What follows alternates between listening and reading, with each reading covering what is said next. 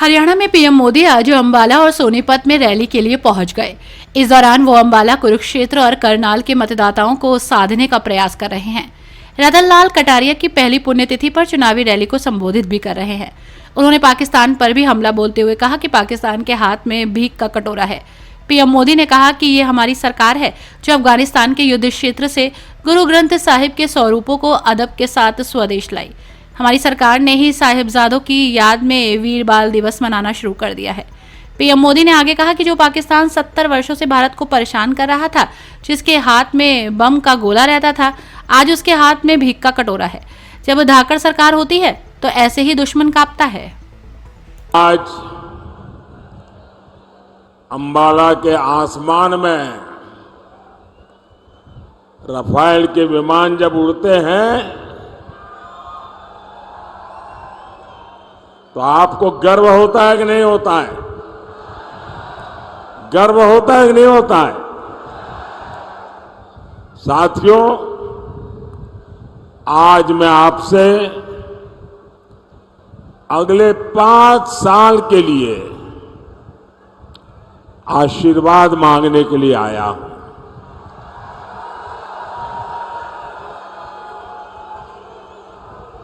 आप इतनी बड़ी संख्या में यहां आए, मैं आपका बहुत बहुत आभारी हूं। आज मेरे बहुत पुराने साथी, संगठन में भी काम किया, सरकार में भी काम किया, हमारे रतनलाल जी कटारिया जी की बरसी है। मैं उन्हें भी अपनी श्रद्धांजलि देता हूं। भाइयों और बहनों, 4 जून में अब सिर्फ 17 दिन बचे हैं। 4 चरणों के चुनाव में कांग्रेस और इंडी गठबंधन, ये उनके सारे साथी, सारे दल 4 चरण में चारों खाने चित्त हो चुके हैं।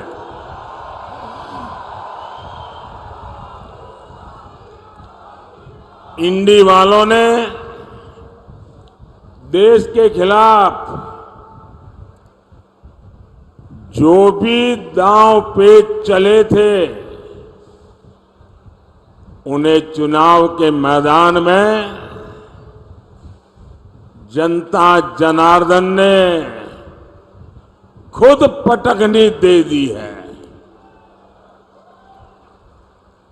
और हरियाणा तो वो राज्य है जिसकी रगों में देशभक्ति है। देश विरोधी ताकतों को हरियाणा अच्छी तरह जानता है, पहचानता है। और इसलिए हरियाणा का गांव-गांव, घर-घर एक ही आवाज में बोल रहा है, फिर एक बार, फिर एक बार, फिर एक बार। साथियों, जब देश में एक धाकड़ सरकार होती है तो दुश्मन भी कुछ करने से पहले 100 बार सोचता है।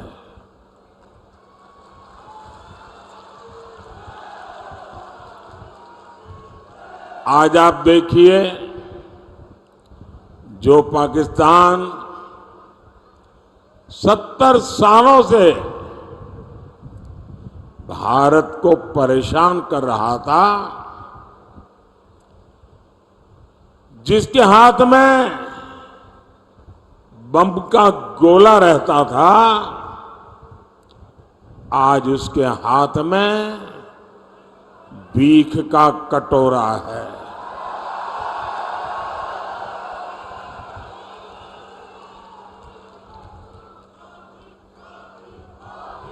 जब धाकड़ सरकार होती है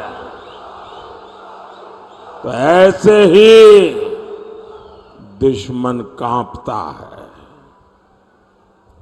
साथियों, क्या कोई कमजोर सरकार जम्मू कश्मीर में हालात बदल सकती थी? जम्मू कश्मीर में हालत बदल सकती थी? वो जमाना याद करिए जब कांग्रेस की सरकार थी। हरियाणा की वीर माताएं दिन रात चिंता में रहती थी, कब किसी आतंकी का गोला फट जाए, कब किसी पत्थर से हमारे फौजियों का सिर फट जाए। और आज 10 साल हो गए, सब कुछ बंद हो गया कि नहीं हो गया? बंद हुआ कि नहीं हुआ? मोदी की धाकड़ सरकार ने 370 की दीवार गिराई और कश्मीर विकास के रास्ते पर चल पड़ा है।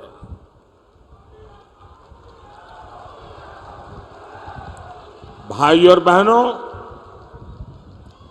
कांग्रेस का इतिहास हमारी सेनाओं को, फौजियों को धोखा देने का रहा है। देश का पहला घोटाला कांग्रेस ने भारत की सेना में ही किया था। इस ट्रैक रिकॉर्ड को कांग्रेस जब तक सत्ता में रही हमेशा नए नए घोटाले करके उसे उसने बनाए रखा। बोफोर्स घोटाला, पनडुब्बी घोटाला, हेलीकॉप्टर घोटाला, कांग्रेसी भारत की सेनाओं को कमजोर बनाकर रखते थे। जानते हैं क्यों? ताकि विदेश से हथियार मंगाने के नाम पर मोटी कमाई कर सके। हमारे सैनिकों की छोटी छोटी जरूरतों को तो ये कांग्रेसी पूछते तक नहीं थे। हमारे सैनिकों को कपड़े, जूते, बुलेट प्रूफ जैकेट ये भी ठीक से नसीब नहीं होते थे। उनके पास अच्छी राइफलें तक नहीं थी। उन्हें लाठी देकर कहा जाता था कि आतंकियों की गोलियों का मुकाबला करो। और जब मोदी सरकार में आया तो उसने कहा अब ये नहीं चलेगा। मैंने भारत की सेनाओं को आत्मनिर्भर बनाने का अभियान शुरू किया। आज सेना को मेड इन इंडिया हथियार मिल रहे हैं। जो भारत कभी दूसरे देशों से हथियार मंगाता था, वो अब दूसरे देशों को हथियार बेच रहा है।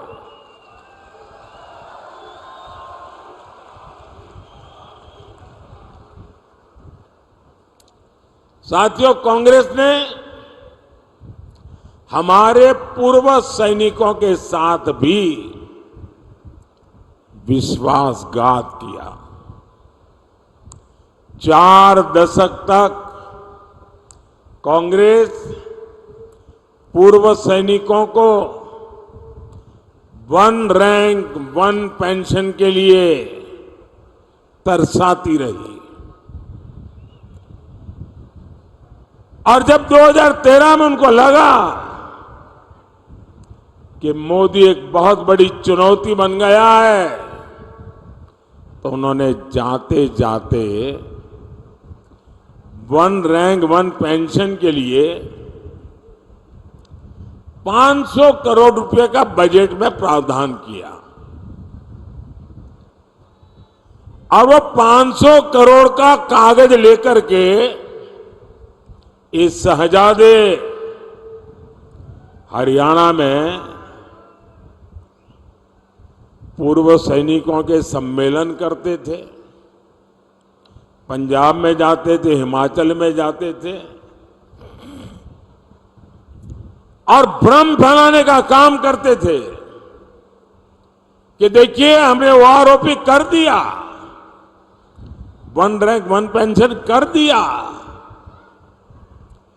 इनकी झूठ बोलने की इतनी हिम्मत है, इनकी झूठ बोलने की इतनी आदत है, बड़े बड़े पत्रकार भी भ्रम में रहते हैं। ऐसा शानदार झूठ बोलते हैं लोग। भाइयों बहनों, जब आपने मुझे सेवा का अवसर दिया, मोदी ने डंके की चोट पर 1 रैंक 1 पेंशन का वायदा पूरा किया।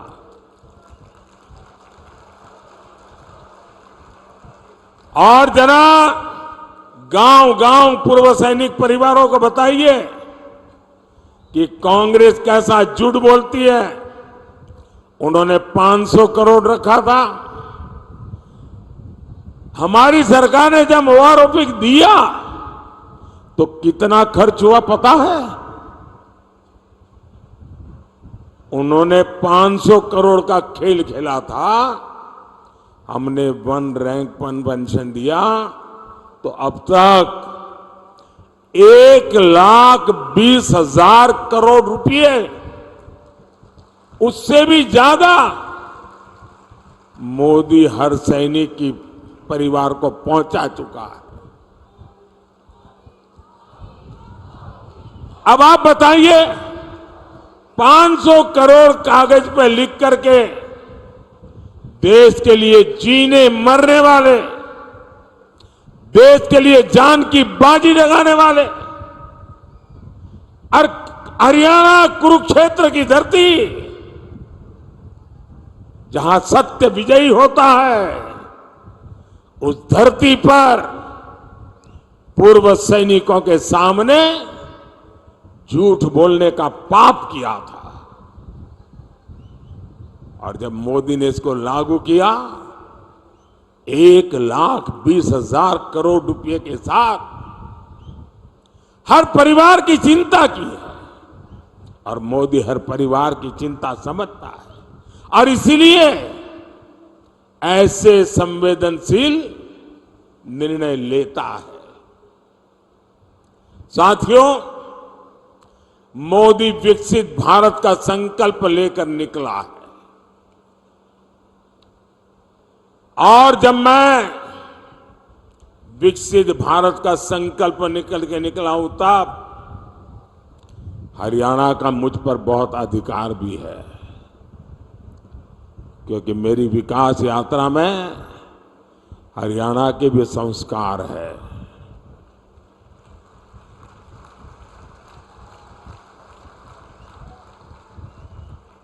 मैं आज आपको गारंटी देता हूं, आपका सपना ही मेरा संकल्प है।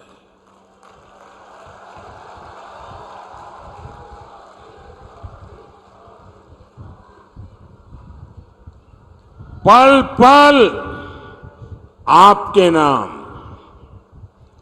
पल पल देश के नाम, 24/7 फॉर 2047।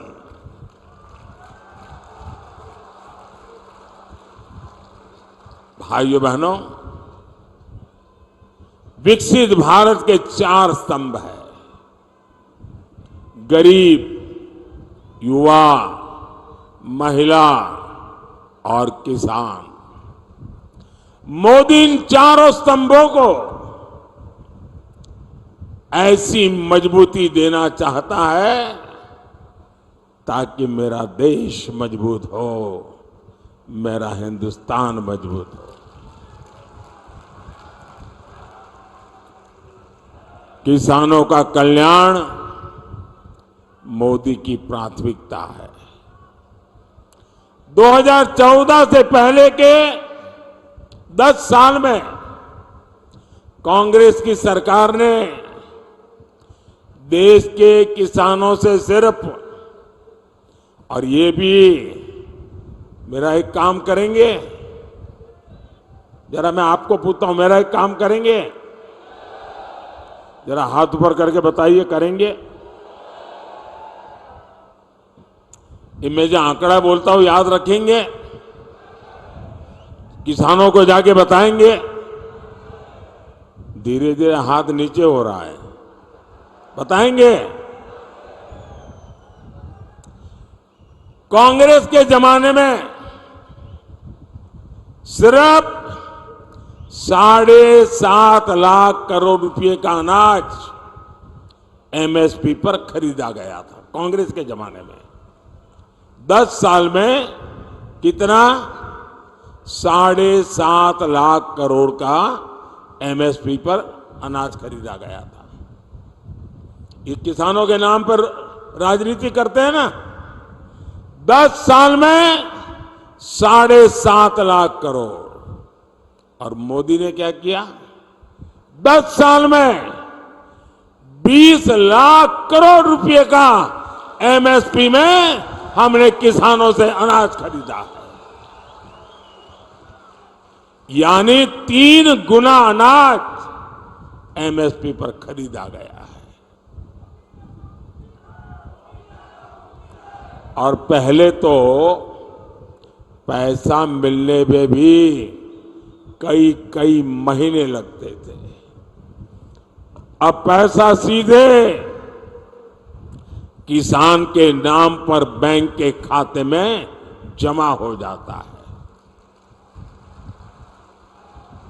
साथियों, कांग्रेस ने गन्ना किसानों को सिर्फ और सिर्फ धोखा दिया है। आज गन्ने का एफआरपी करीब करीब 350 रुपये क्विंटल है, जबकि कांग्रेस की सरकार करीब 210 रुपये प्रति क्विंटल देती थी। ये आंकड़े याद रखना, मुंह तोड़ जवाब देना है झूठ बोलने वालों को। 2014 में जब हम लोग आए तब गन्ने का बकाया करीब 60,000 करोड़ रुपया था। किसान का पैसा था, उसकी मेहनत का पैसा था। 60,000 करोड़ रुपया बकाया था, जबकि इसी साल हमने 1,14,000 करोड़ की पेमेंट की है। यहां अंबाला, करनाल और कुरुक्षेत्र के किसानों को पीएम किसान सम्मान निधि के भी, मैं सिर्फ इसी इलाके का बोल रहा हूं, इसी एक इलाके में 650 करोड़ रुपए से ज्यादा किसानों के खाते में ट्रांसफर किए गए हैं। साथियों, आज दुनिया के सामने भारत सुपर फूड लेकर के गया है। न्यूट्रिशन की दुनिया में दुनिया को बहुत कुछ देने की ताकत भारत में है और इसलिए ग्लोबली पोषक आहार उसका हब बनाने की हमारे पास ताकत है।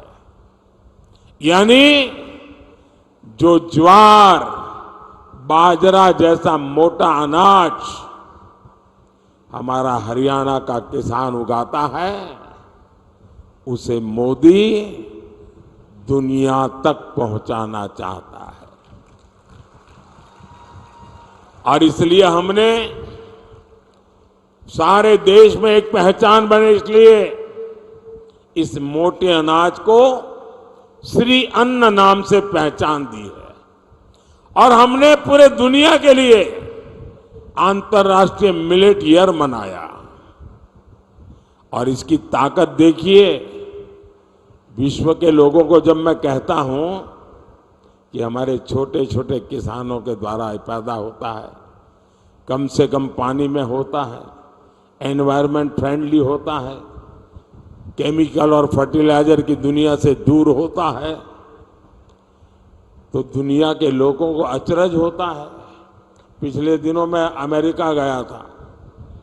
अमेरिका के राष्ट्रपति जी ने व्हाइट हाउस में बहुत बड़ा भोजन समारोह रखा था और देश का प्रधानमंत्री के लिए इतना बड़ा आजादी के बाद ऐसे अवसर बहुत कम आए हैं। लेकिन मजा ये थी कि सारे मेहमानों को खाने में ये हमारा मिलेट परोसा गया था, ये ज्वार बाजरा परोसा गया था। ये सुपर फूड की पहचान मेरे हरियाणा, राजस्थान, ये जो राज्य है, उनके किसानों के लिए बहुत बड़ा अवसर लेकर आई है। साथियों, हम एक बहुत बड़ी, दुनिया की सबसे बड़ी योजना उसको लेकर के आए हैं। हम 2 लाख से ज्यादा गोडाउन बनाने पर काम कर रहे हैं। हमारे देश में अनाज के इतने बड़े भंडारण, उस दिशा में हम काम कर रहे हैं। आने वाले 5 साल में हम आलू, प्याज और टमाटर किसानों के लिए विशेष क्लस्टर बनाने जा रहे हैं। साथियों, मोदी की एक और गारंटी खेती में ड्रोन क्रांति की है और इसकी जिम्मेदारी मैं माताओं बहनों को दे रहा हूं। मैं गांव की महिलाओं को ड्रोन पायलट की ट्रेनिंग दे रहा हूं, लाखों रुपया का ड्रोन उनको दे रहा हूं। और हरियाणा के कृषि क्षेत्र को जिस तरह यहां की माताएं बहनें संभाले हुए, आप देखिएगा खेती के ड्रोन के इस्तेमाल में भी हरियाणा सबसे आगे रहेगा।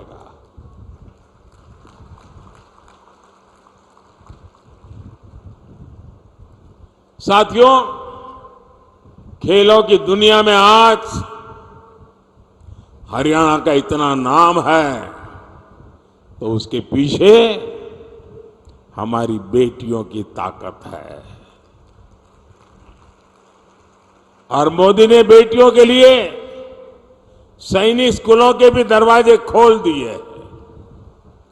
अभी एनडीए में महिला कैडेट्स का जो पहला बैच ट्रेनिंग ले रहा है, उसमें बड़ी संख्या में हमारे हरियाणा की बेटियां हैं।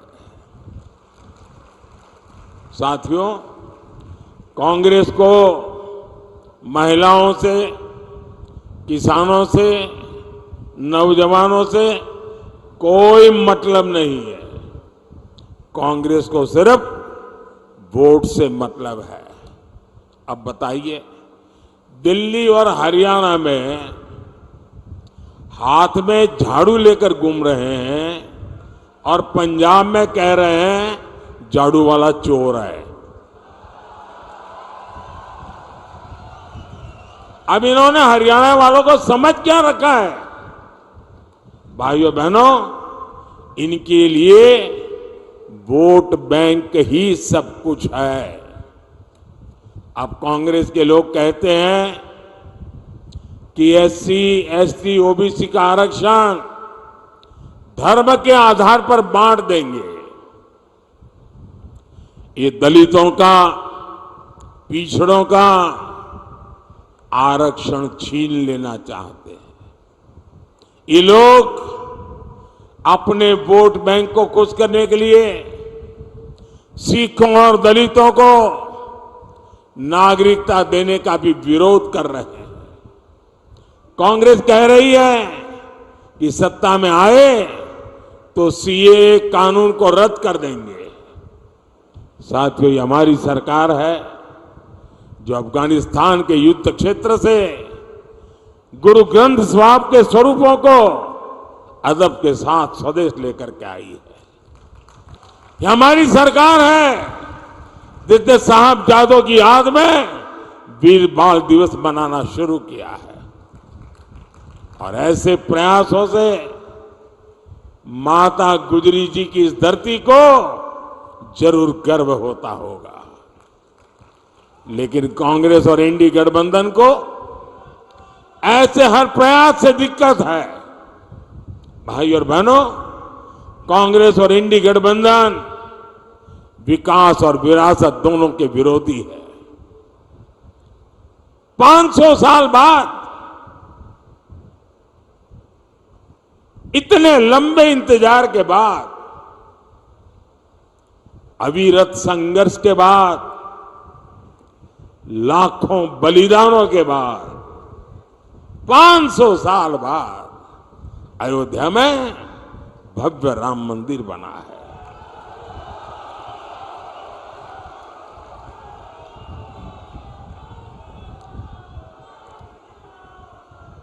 पूरा देश राममय हो चुका। पूरा देश राम मंदिर से इतना खुश है, इतना खुश है,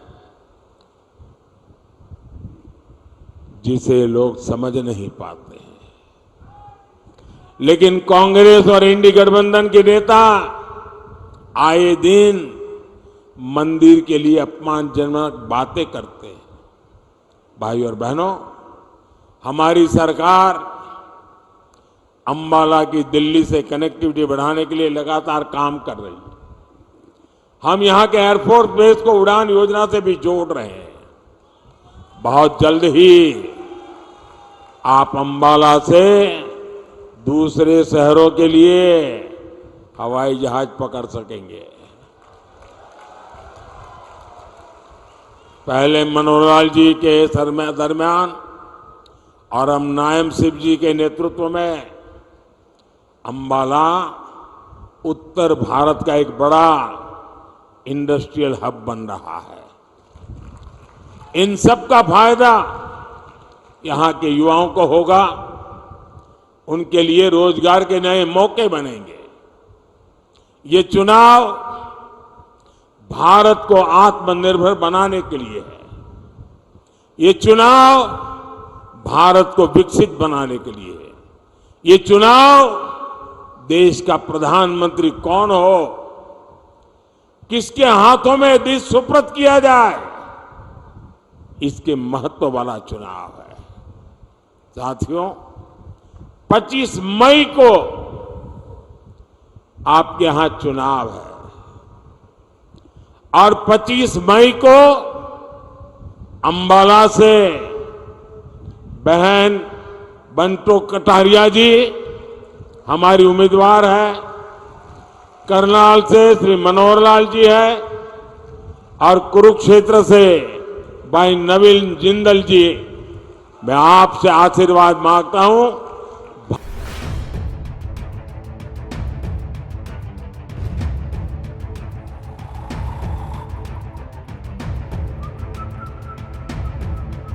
हर बड़ी खबर का असली एड्रेस है खबरनामा। इसलिए हर न्यूज अपडेट के लिए सब्सक्राइब करें और फॉलो करें खबरनामा। और इस वीडियो के लाइक बटन को प्रेस कर इस वीडियो पर कमेंट के जरिए अपनी राय देना ना भूलें।